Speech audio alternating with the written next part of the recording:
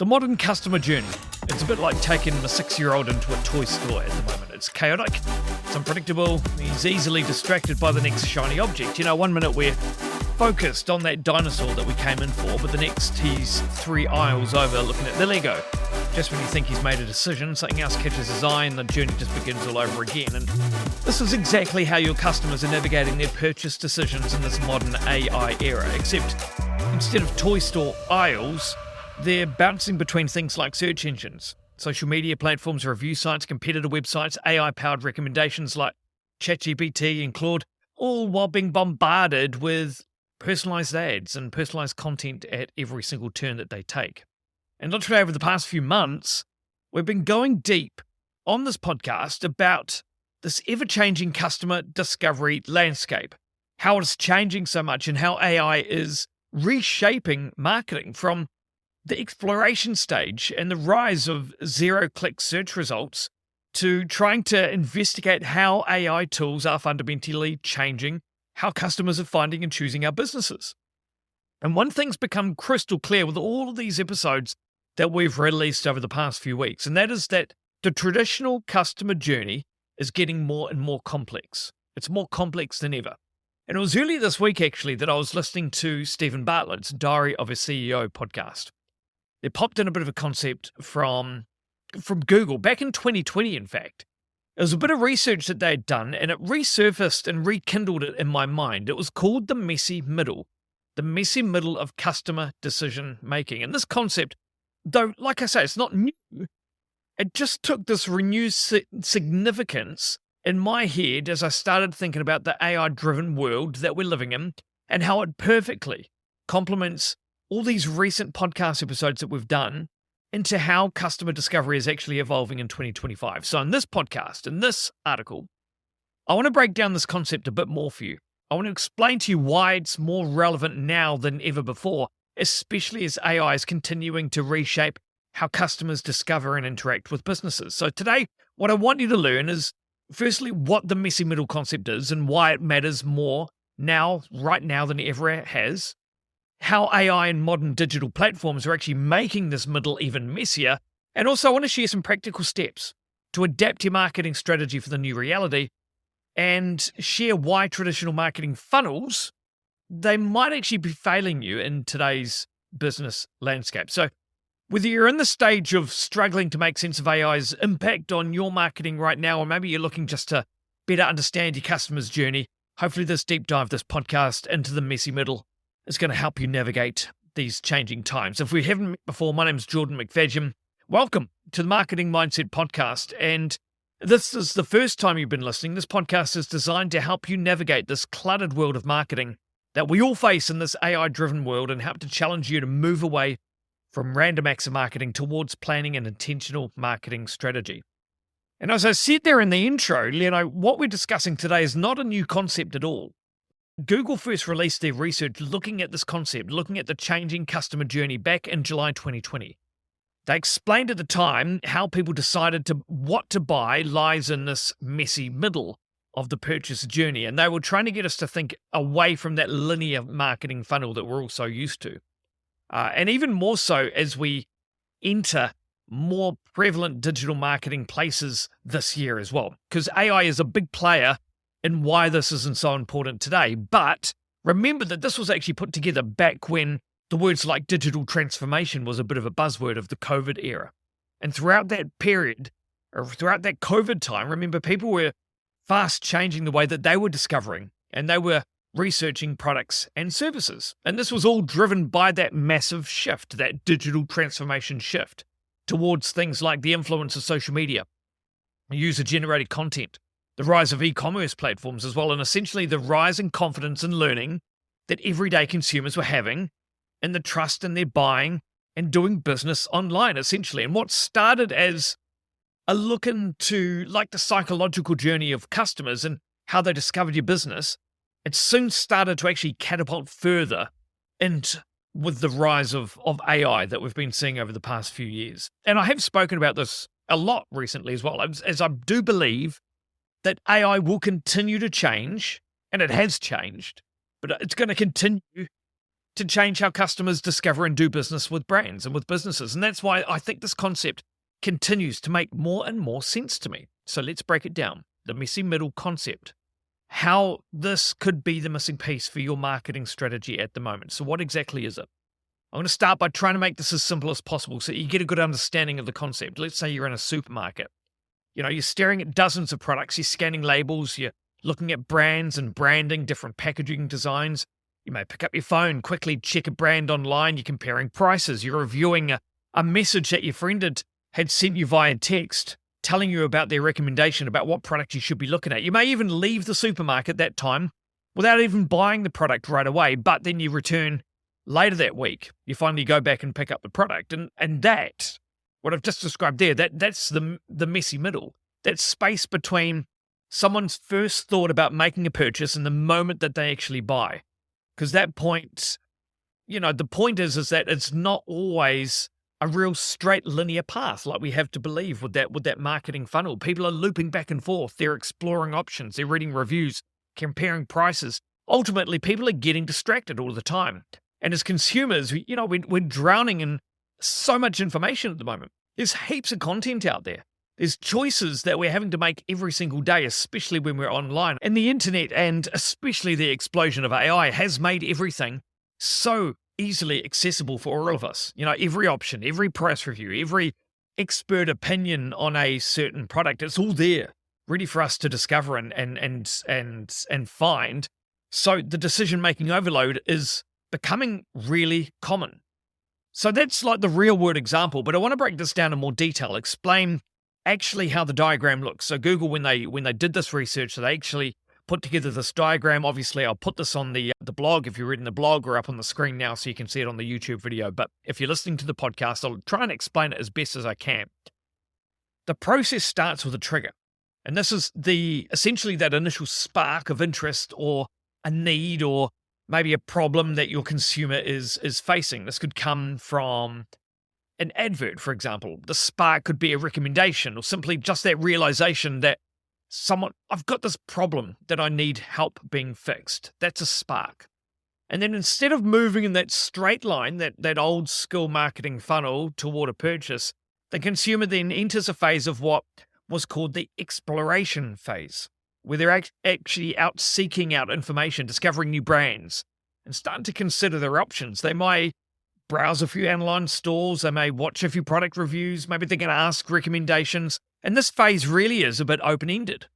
And consumers are often encountering new possibilities that send them back to the beginning of their research. So already I'm sure you can start to see why I think this is called the messy middle concept. You can already spot probably your own behaviors in discovery in what I've just kind of mentioned here for you as well. As people start to gather information, what they then do is they then move into that evaluation phase, where they begin comparing their options and they're comparing them more critically. And this is a stage where consumers are weighing things like the pros and cons of a product. They're really checking their reviews. They're comparing the prices. They're assessing whether a product or a service actually meets their needs. However, rather than just progressing directly to a purchase, a lot of consumers then are going to loop back into that exploration phase, that are going to suddenly discover a new alternative before returning back to the evaluation phase. And this cycle, going back and forth between those two phases, this cycle can repeat multiple times. But the trick is that if businesses can successfully guide a consumer through the loop and sharing clear information, clear trust signals, persuasive messaging, they can eventually move a consumer towards making a purchase. And throughout this process, we also need to remind ourselves that some consumers may actually abandon the journey altogether, while others are going to need some additional nudges along the way. Think like personalized recommendations, maybe time-sensitive offers, just to make sure you're pushing them towards a decision. So let's say you get the purchase. Brilliant. But the concept of the messy middle doesn't actually end there, because the experience stage then plays this real crucial role in actually shaping future behavior. So this is where you need to be thinking like great customer service, product satisfaction, trying to reinforce the trust and the loyalty in your business or your brand, your product, your service. And this means that Rather than starting from scratch each time, the consumer is then going to hopefully bypass that exploration, that evaluation loop that we've just discovered, and it's going to go straight to the purchase stage with a brand that they already trust. Or think about this in this way, that how can that person then help close the evaluation loop faster for any new consumers as kind of like user-generated content or as a recommendation, a referral. So now hopefully you've got a bit of an understanding of the concept of the messy middle. And I'm sure you can see the messy middle is exactly that. It's pretty messy. There's endless options, reviews, information. It's easy for consumers to feel really overwhelmed by so many choices that they have out in the market. And as people, we don't really like uncertainty as well. So instead of rationally evaluating every single option, our brains, what they're actually doing is they're looking for shortcuts to help us decide faster. And these shortcuts, now these are the mental biases that we use to filter out the noise and help us move forward with a bit more confidence. And as part of Google's research into the messy middle, what they did is it's a very interesting report. If you ever wanted to read the full report, you can obviously get it anywhere online. They also identified 6 key biases that play a major role in consumer decision-making. And instead of you reading the whole report, I've done it for you, and I'll go through these 6 key biases now, because I think they're really interesting, and it's going to help you understand how consumers are going through this messy middle and how you can adapt your marketing, your messaging to be able to get people through these loops easier. The first one was social proof. If others recommend it, it's got to be good. This is where you're thinking like product reviews, your testimonials, your influencer endorsements. The second one is scarcity. It's, if it's limited, it's got to be valuable type mindset. Obviously, if you've ever seen the only 2 left in stock or the limited time offer, that type of thing. The authority bias is the third one. So if an expert's going to endorse it, then it's got to be trustworthy. So this is where brands will do like celebrity collaborations, maybe the doctor recommended labels or Amazon's choice tag and things like that. Now, the fourth one is category mental shortcuts. So these are like the simple rules we use to make faster decisions. So an example of that is more megapixels clearly means a better camera, or a higher SPF clearly means a better sunscreen. So those mental shortcuts. Number 5, the power of free. So if there's something free, it's more attractive. So for example, free shipping, the try before you buy type promotion as well. And then the 6th one, the final one, was the framing effect. The way that information is actually being presented and how it changes how we perceive that product. So for example, it's that classic example, would you rather buy 95% fat-free yogurt or one that says it's got 5% fat?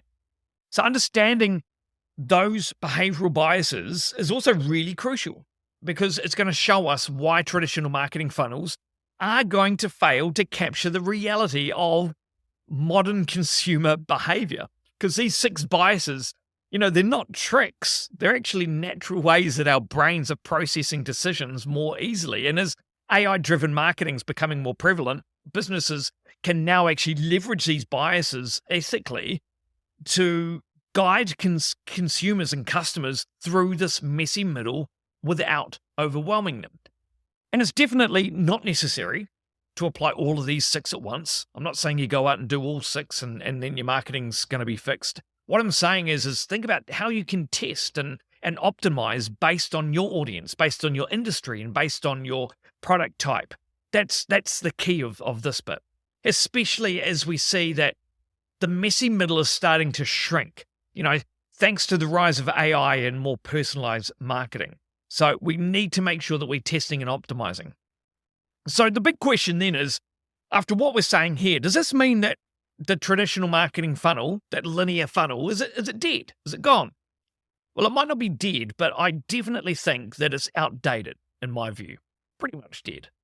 Now, the typical marketing funnel, obviously, it's really high level, I think. It's really linear. And the whole point of the messy middle concept is that it's trying to mirror customer behavior and trying to showing that customer behavior has changed and is changing. As people, we are explorers. We have more tools for discovery at our fingertips. So this concept of having someone follow the straightforward path towards a conversion with your business is getting less and less likely. And the research is really clear that consumers are really jumping around. They're moving back and forth between different platforms. They're getting influence from AI-driven recommendations. They're seeing the social proof. They're seeing all your content. They're all presented at different stages of their journey. And it's also really hard to pinpoint a fixed entry and exit point for consumers as well. So when they first discovered your business, when they actually left, to when they maybe came back, and when they actually convert in the end of the day as well. Plus, what we're seeing is that AI is actually accelerating this decision-making as well. And that old traditional marketing funnel, that's assuming that consumers are driving the journey themselves. But today, what we're seeing today is we're seeing more and more that all these amazing tech giant companies are guiding that process instead of having the consumer guide the process. Think about it. This is where the word algorithm comes in. The algorithms used by Google for search, Amazon for e-commerce, TikTok for social media as examples, they're getting more and more personalized. You get more and more personalized content on those platforms than you ever have before as they become more and more clever. And this means that discovery can really be driven by those platforms. So using this data, using the report, using the understanding of the concept, the question now is, how should we as marketers apply or test this concept with our marketing strategies? So what I've wanted to do is I want to give you the step-by-step guide so you can start to implement some of the learnings that you've taken away today. So the first step is understanding your customer's messy middle journey, because it's going to be different for every business, every industry, every niche. You need to work out your own customer's potential messy middle. How are your customers exploring products or services and evaluating your business before they actually make a purchase?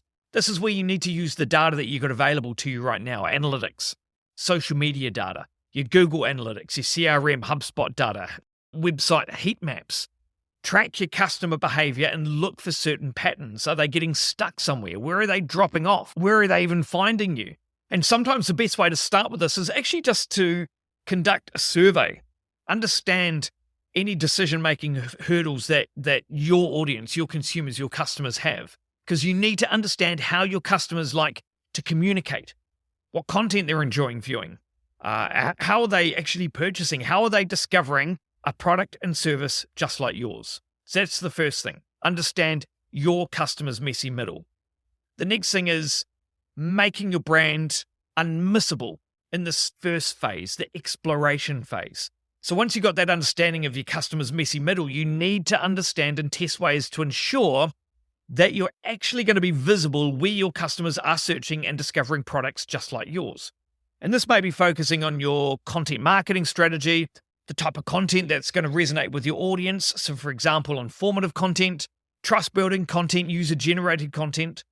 And I think at this stage as well, this is where you need to be exploring using paid search, social media ads to try and reach and capture early interest in your product and service so that consumers understand that you even exist in the first place and they understand that main problem that you are actually solving. This is where you can use influencer, user-generated content to get real customers to tell their story and influencers to help engage and showcase your brand. Then step 3, we then move into the evaluation phase. And I think this is where we need to think about how can we speed up the evaluation phase? Because the key at this stage is to reduce any friction and to avoid customers from looping back and going back into exploration. They don't want to go, oh, this isn't quite feeling right. I'm going to look at this tangent instead. Bam, they're straight back into exploration. You need to be reviewing how consumers make that final purchase from you and help them to reduce their decision-making burden experience when they are evaluating their product and service. You know, research shows us that customers tend to favor brands that provide quick, clear, trustworthy signals when they're at the evaluation stage. So you need to be thinking about how can you leverage things like social proof, your authority bias that we spoke about before, to try and reinforce trust in a customer's final decision. Make sure that they understand they're about to make a fantastic decision with engaging with your business. And when consumers visit your website or you contact you via your content on social media, the user experience should make that evaluation process as simple as possible with the appropriate detail and functionality that your consumers require as part of their messy middle journey. Then at this stage, you need to consider using tactics like retargeting messaging to engage with consumers who are still evaluating, but who may be in danger of exiting back into that explore mode. We don't want them going back into the exploration mode. We want to keep them in the evaluation mode to get them closer to that conversion. Step 4, test and apply those 6 key behavioral biases. As I said before, don't use them all, but consider thinking about your content, your current advertising, your messaging, the copy that's on your website, your social media language. Is there an opportunity for you to focus on or use one of those biases that we discussed earlier in your messaging? Social proof, scarcity, authority bias. Start to have a play around with those. Start to test them, adapt those biases to your content and to your overall marketing strategy, and look about how can you apply them to your strategy and how does it affect people's perception of you and your brand and your business. And then step 5, the final part, pretty common in marketing: test, measure, optimize, continuous improvement. It goes without saying with all your marketing to test and optimize, because you're not going to get it right the first time. And that's fine. That's completely fine, because it is the messy middle. The important thing is that we need to continue to test and refine and adapt all of the steps that we've spoken about above. So here are some ideas, some worthy tests that you should consider as you are working through your incorporating this into your marketing strategy. Try remove any friction, any of those barriers to decision making, and test it. Test your website speed, confusing messaging, poor user experience on your website. Run controlled experiments and test some of the behavioral biases in your messages. So you could test those in like your ad campaigns or your content or your website messaging. Maybe you could consider trialing retargeting and remarketing campaigns and adding that to your strategy, as I said before, the data's showing that customers potentially could leave before making a purchase, but they could be nudged back into action before going back into that exploration phase.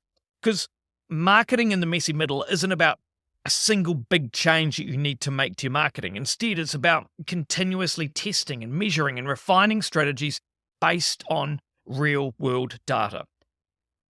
Because the traditional marketing funnel was built for a world where customer journeys were predictable and more linear. But in 2025, that world no longer exists. AI has exploded. AI tools have exploded. Combine this with increasingly sophisticated digital platforms, it's transforming how customers are discovering and evaluating businesses. And the messy middle concept, it isn't just a concept. It's the reality of how your customers are actually finding and choosing businesses to work with today. And while AI is making this middle even messier, it's also providing us with new opportunities to actually connect with customers at critical moments in their journey. The key here is to stay curious about how your customers are discovering your business. Keep testing, keep measuring and adapting the approach. And most importantly, remember that in the messy middle, the path to a purchase isn't about controlling your customer's journey. It's about being there at every twist and turn along the way. Because in my eyes, the future of marketing is not a funnel. It's more a web of interconnected moments, many which soon will be powered by AI, and it's shaped by a changing consumer behavior. But it's going to be won by businesses who understand how to navigate this whole new reality that we're all trying to navigate and learn as we go. And that's why at Done by 9, we're committed to helping businesses try to navigate the shifting landscape. The traditional marketing funnel might be dying, but the opportunities to connect with and convert with customers have never been greater if you know where and how to show up. And if you want help from me or anyone on the team, you know how to reach out, doneby9.com. Or even if you can share this podcast with someone you think will benefit from the learnings, from the research that we've done, that will help me more than you will ever know as well. And I really appreciate that. And if you do want to learn some more from some of the other learnings from some of the other podcast episodes, if this is the first time you've listened to us, you can head across to our website, doneby9.com/podcast, and you'll see all our other learnings on there. You can find us on YouTube, and you can obviously find us on different podcast platforms as well. And thank you so much for tuning in once again. It's been a bit of a longer episode than we typically do, but I just found that this topic and this research was really interesting, so I really wanted to delve in. Hope you've been able to get a different perspective on the old traditional marketing funnel, and hopefully you start to lean into that messy middle just a little bit more. We look forward to seeing you on the next episode of the Marketing Mindset Podcast.